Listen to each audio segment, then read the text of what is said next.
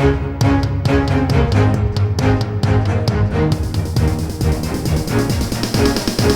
Friday, May 14th, 2021, and this is the Washington Times front page.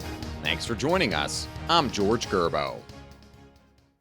In a watershed moment for millions of Americans who want to leave the COVID-19 pandemic behind, the Centers for Disease Control and Prevention has issued new guidance that fully vaccinated people do not have to wear masks or observe physical distancing both indoors and outdoors.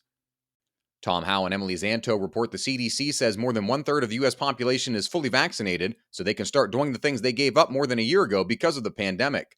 The relaxed mask rules do not apply to healthcare settings, such as hospitals or doctors' offices, or in homeless shelters or jails. Masks will still also be required on means of public transportation, such as planes, trains, and buses, but this marks the biggest jump in a return to normalcy since the beginning of the pandemic.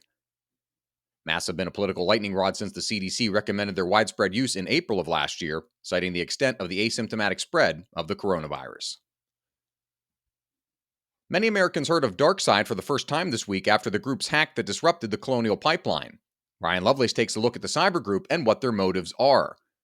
DarkSide is among scores of cybercriminal organizations that span the globe and have names that belie their nefarious and dangerous trade. Part of what makes DarkSide stand out is an effort to craft the public image as a vigilante that robs the powerful to benefit the powerless. DarkSide uses a ransomware-as-a-service model to extort money from its victims. Its malicious software infects the system and then holds data hostage. The group then receives a cut of the ransom payment made by victims to regain access to their data. The group says they will not attack such institutions such as schools and hospitals. In foreign affairs, Israel wants the world to unite behind its war against Iran-backed Hamas, but the fighting has sparked division among U.S. lawmakers as bitter foreign policy fights have broken out in Washington. Ben Wolfgang reports the spiraling conflict has created a fresh Mideast headache for the Biden administration, and warring U.S. political factions have seized on this week's developments to boost their own arguments about what the White House should be doing to lead the region toward a solution. Republican senators say Hamas's indiscriminate shelling of civilian targets in Israel shows why the administration must abandon its plan to give economic sanctions relief to Iran, which is the chief financial backer of the Palestinian militants. Leading progressive Democrats, meanwhile, argue that the Israeli military's retaliatory Gaza strike this week proves that Israel will resort to attacking innocent Palestinians with little pushback from American officials. A reminder that you can find all these stories at WashingtonTimes.com/front page. Don't have access yet? Visit WashingtonTimes.com/George and get 25% off your annual subscription. While COVID-19 torpedoed the Olympics, staggered college football, and wreaked havoc on sports across the country, golf, a game where participants play outdoors, don't share equipment, and can easily socially distance, had a near-record year. Sports reporter Andy Koska reports golfers used their free time to play 60 million more rounds in 2020, a 14% increase compared to 2019.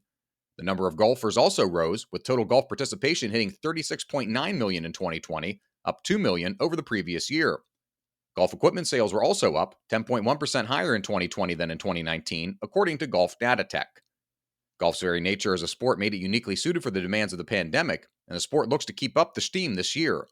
In 2021, so far the pace of rounds played has remained strong, and with the influx of new participants, there's a belief that some, if not most, will stick with the game. On education, Valerie Richardson takes a look at charter schools, which face an increasingly hostile political climate as Democrats line up with teachers' unions calling for more accountability and less funding.